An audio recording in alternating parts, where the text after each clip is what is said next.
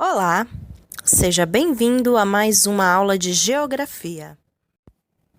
O tema de hoje é: como é a sua cidade? Embu das Artes possui este nome devido a um aldeamento chamado Emboi, que em Tupi-Guarani significa Rio das Cobras. Esse aldeamento foi criado pela Companhia de Jesus em 1554, com o objetivo de catequizar os índios tupiniquins e fundar novas cidades aqui no Brasil. Embu das Artes é uma estância turística. Tal status garante a esses municípios uma verba maior por parte do Estado para a promoção do turismo regional.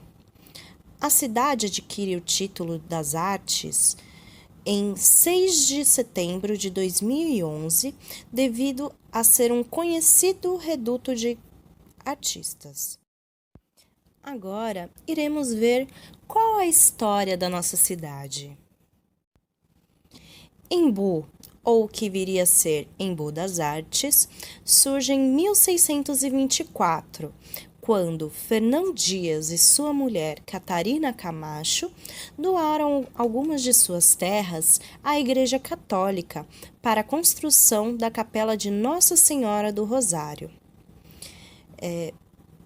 O padre Belchior, que pertencia à Companhia de Jesus, resolve transferir a aldeia Emboi para as proximidades da capela.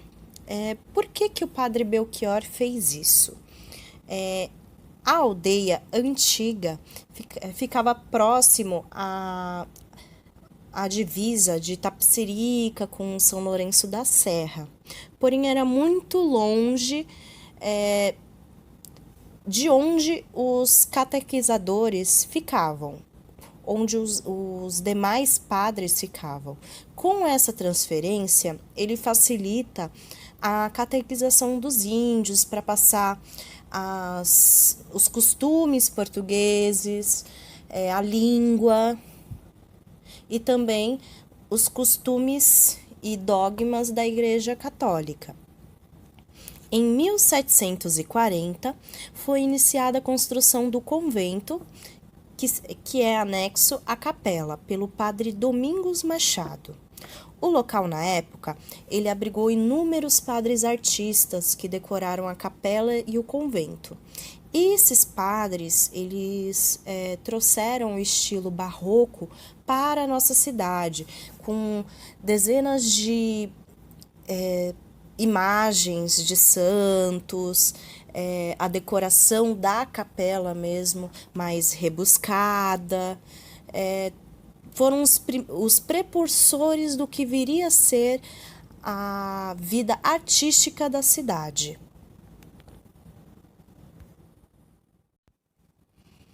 No final do século XIX, a Cúria Diocesana reconheceu os valores artísticos da capela e do convento como seu patrimônio e realizou as primeiras obras de conservação.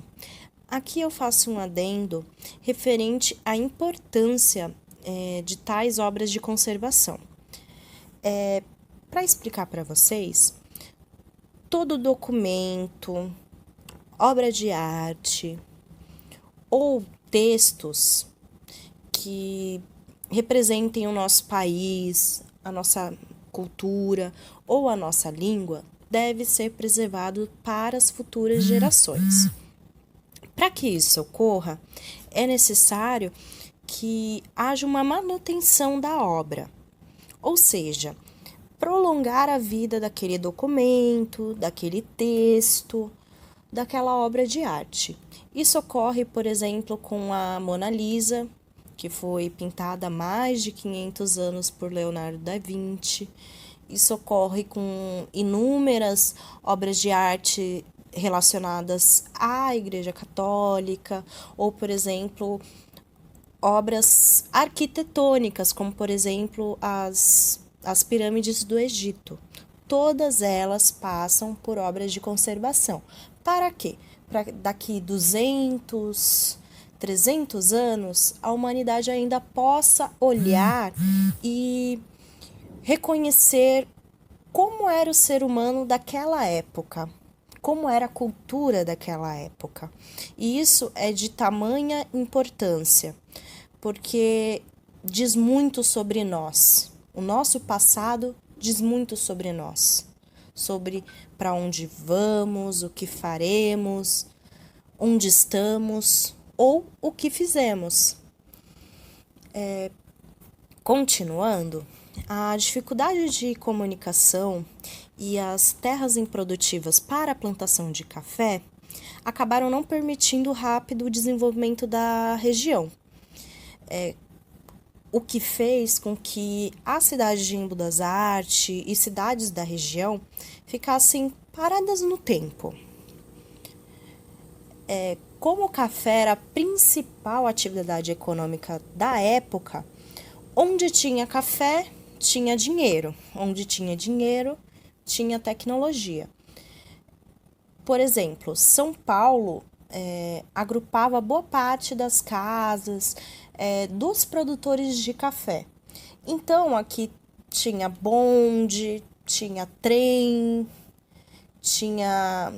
posteriormente teve luz elétrica, telefone, tudo isso graças ao dinheiro do café.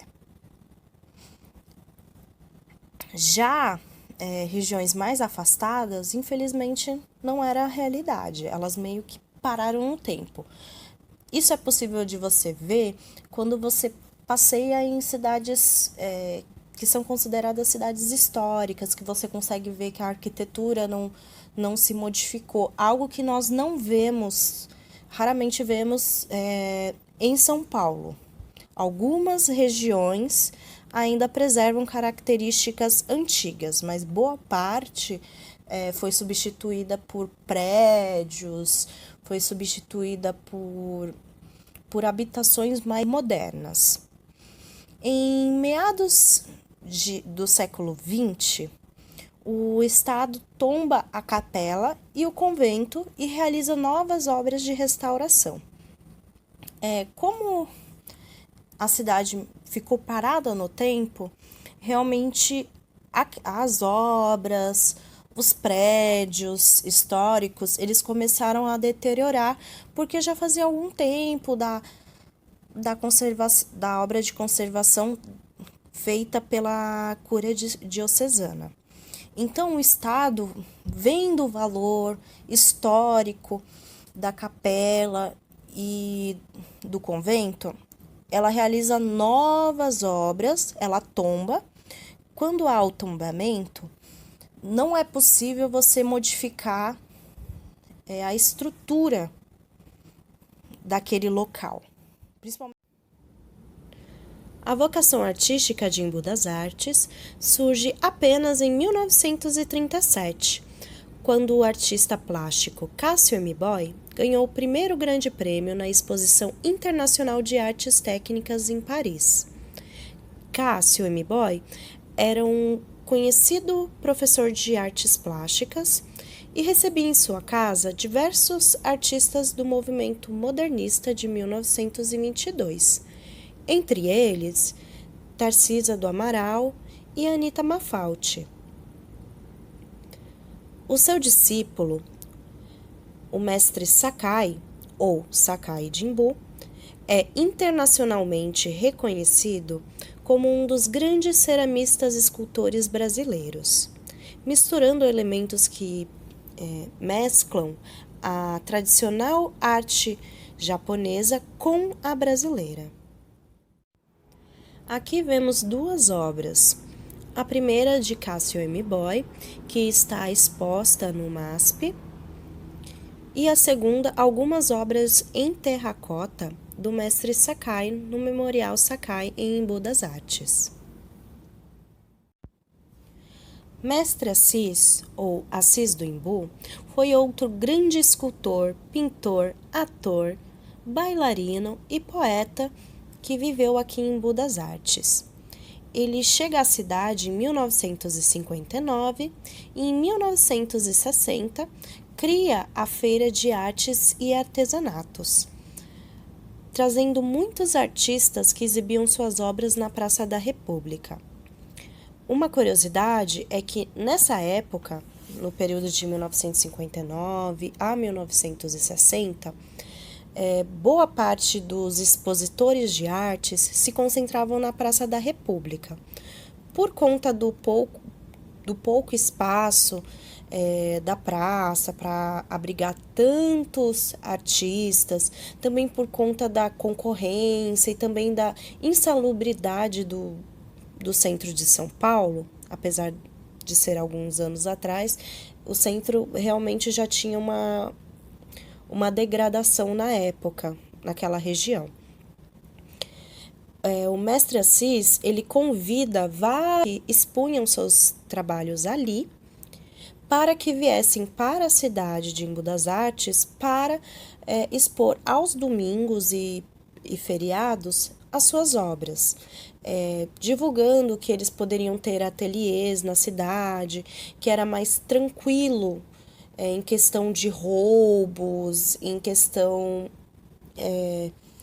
de apoio mesmo da prefeitura por conta dessa parte artística, dos incentivos, por ser uma cidade que era menor do que São Paulo e eles poderiam viver e expor as suas obras aqui.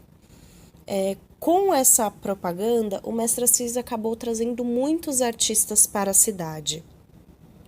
Entre um deles foi o Solano Trindade, grande poeta brasileiro, folclorista, pintor, ator, teatrólogo, cineasta e militante. Ele chega a Embu em 1962. O Solano Trindade foi um grande parceiro do mestre Assis e os dois trabalharam muito na produção artística voltada para a cultura negra, em representações das tradições afrodescendentes. Uma curiosidade é que a Feira das Artes e Artesanatos funciona aos domingos e feriados desde 1960. Aqui vemos o Centro Cultural Mestre Assis. O Centro Cultural, ele hoje abriga diversas obras de arte e exposições sazonais de artistas locais. Além disso, no seu anfiteatro, são feitas diversas peças, são feitas apresentações de música e dança. Até mesmo por conta da localização que fica no Largo 21 de Abril, que contempla a Feira de Artes e Artesanatos de Embu das Artes. Ao lado, vemos uma obra do mestre Assis, em madeira. Dá para perceber, ela não está no tamanho real, ela é bem maior, mas dá para ver a perfeição dos traços em madeira, que é uma característica do mestre Assis. Aqui vemos 3 publicações de Solano Trindade. O primeiro, o livro O Poeta do Povo, muito conhecido. O segundo livro é Poemas Antológicos. E o último, Canto Negro, que fazem parte do acervo de Solano Trindade, que tem diversas publicações literárias. Aqui temos um conhecido poema de Solano Trindade chamado Tem Gente com Fome. Trem sujo da Leopoldina, correndo, correndo. Parece dizer, tem gente com fome, tem gente com fome, tem gente com fome. Pi. Estação de Caxias, de novo a dizer, de novo a correr, tem gente com fome, tem gente com fome, tem gente com fome. Esse poema pertence ao livro Cantares ao Meu Povo e essa letra foi imortalizada posteriormente na voz de Ney Matogrosso, com a música de mesmo nome, Tem Gente com Fome. Agora veremos alguns dados geográficos do município de Embu das Artes. Para começar, vamos verificar a vegetação. A vegetação da nossa cidade ela é composta por fragmentos da Mata Atlântica e por áreas de reflorestamento de eucaliptos e pinos. Aqui eu faço destaque a importância da preservação do que resta da Mata Atlântica no nosso município e também da proteção das áreas de mananciais, que normalmente não estão assim 100% reflorestadas, não estão 100% intactas, porém são de crucial importância no abastecimento de água, porque nós temos 3 bacias, 3 subbacias, 3 rios que desaguam no rio Tietê. Por conta disso, é necessário que haja essa preservação. E também um outro fato que normalmente nós não pensamos muito, mas é crucial, que onde há desmatamento, afeta a temperatura, normalmente ela sobe, afeta o nível de chuva, que normalmente há períodos maiores de estiagem, e também afeta no abastecimento de água. A nossa região, ela é abençoada com diversas nascentes. Então, por ser uma zona de manancial, é necessário que haja esse olhar mais cuidadoso do Estado e também da população para que não haja degradação desse ecossistema. Como ainda há algumas áreas de Mata Atlântica virgem, é necessário manter para até mesmo o bem-estar da região metropolitana. Por quê? A nossa região, junto com Itapecerica da Serra, junto com São Lourenço da Serra, Juquitiba, faz um cinturão verde na região metropolitana e, com isso, ajuda a ter, ou melhor, a ter mais chuvas, a ter uma qualidade térmica melhor. Então, é de crucial importância a preservação da nossa região, da nossa Mata Atlântica, que resta ainda intacta, e também que haja o reflorestamento com eucaliptos e pinos, tanto nas áreas de mananciais, quanto em toda e qualquer área no nosso município. A nossa região possui relevo a Zona do Planalto, Morraria e Província do Planalto Atlântico. O nosso clima é subtropical ou mesotérmico, com estações bem definidas e com chuvas abundantes no verão.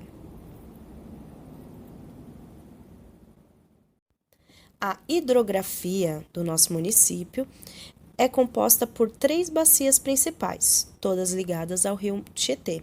São elas a subbacia do rio Imbu-Mirim, a subbacia do rio Cotia e subbacia do rio Piraçara. Um adendo referente à nossa hidrografia da região é que Embu das Artes é uma reconhecida zona de mananciais, protegida por leis, para que não haja o desmatamento. Por quê? Quando o bioma da nascente é afetado, normalmente afeta todo o curso do rio, tanto em volumetria, quanto na questão da qualidade da água, quanto na reposição de sais minerais dessa mesma água. Agora veremos a caracterização do nosso território. Embu das Artes possui 70,39 km² de área.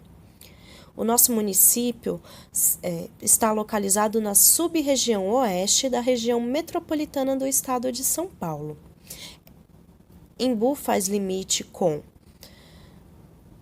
Taboão da Serra, Itapecerica da Serra, Cotia e São Paulo. As principais atividades econômicas da região são indústria, agricultura, turismo e comércio.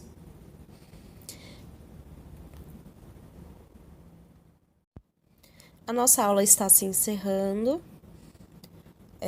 Eu espero que vocês tenham gostado e até mais!